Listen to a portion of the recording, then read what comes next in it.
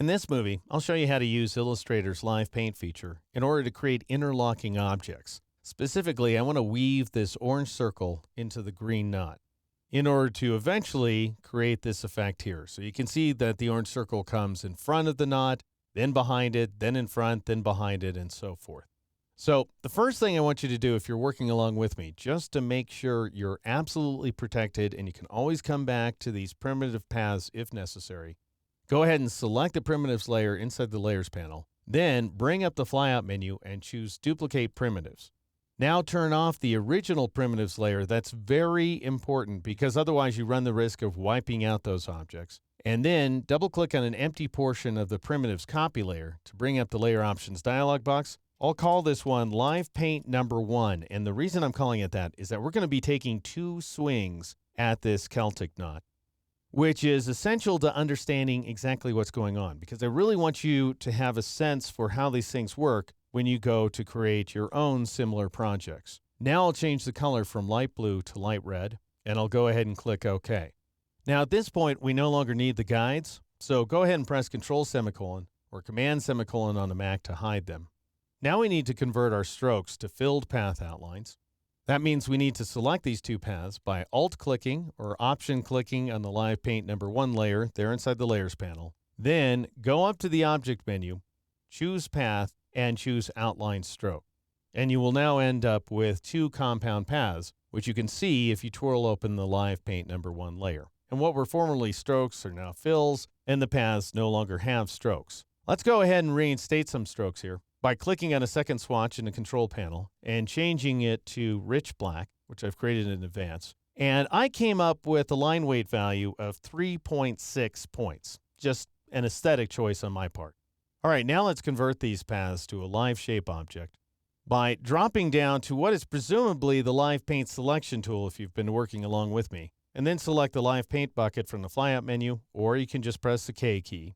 And make sure that you have one of these top swatches selected for the fill. I'll just go ahead and select Rich Black. That will not change the fill of the shapes, however, because I'm working with the Live Paint bucket.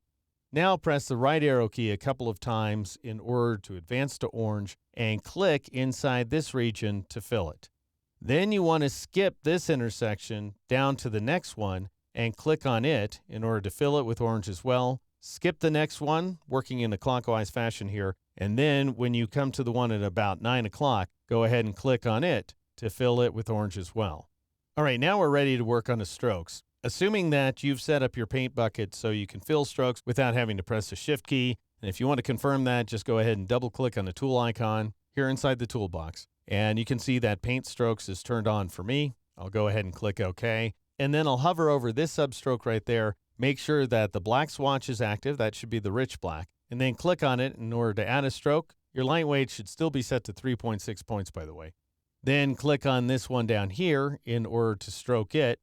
Then move on to this path intersection down around 5 o'clock or so. Click on this substroke and then click on this substroke. And by the way, the hot spots on the cursor are the little arrowhead when you're filling a path intersection, and it's the tip of the brush when you're applying a substroke. All right, now I need to make some of those substrokes transparent, and just for the sake of variety, I'm going to do that using the Live Path Selection tool. So you can either select it from the flyout menu or press the keyboard shortcut Shift-L. And you want to select all the substrokes that are located between the areas of orange. So this guy right there, then shift-click on this one, drop down to this location, shift-click there, and then finally shift-click here and here.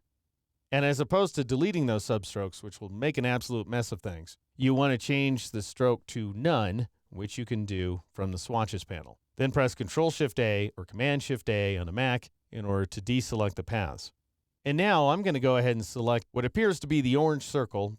It's actually 2 circles, one set inside the other, by pressing the A key to switch to the wide arrow tool, and then I'll press the Alt key or the Option key on the Mac. As I partially marquee those 2 circles, take care not to select any of the green knot. And now you can see that you can move this guy around within reason. You can't go too crazy because then you'll kind of mess things up, as you can see here.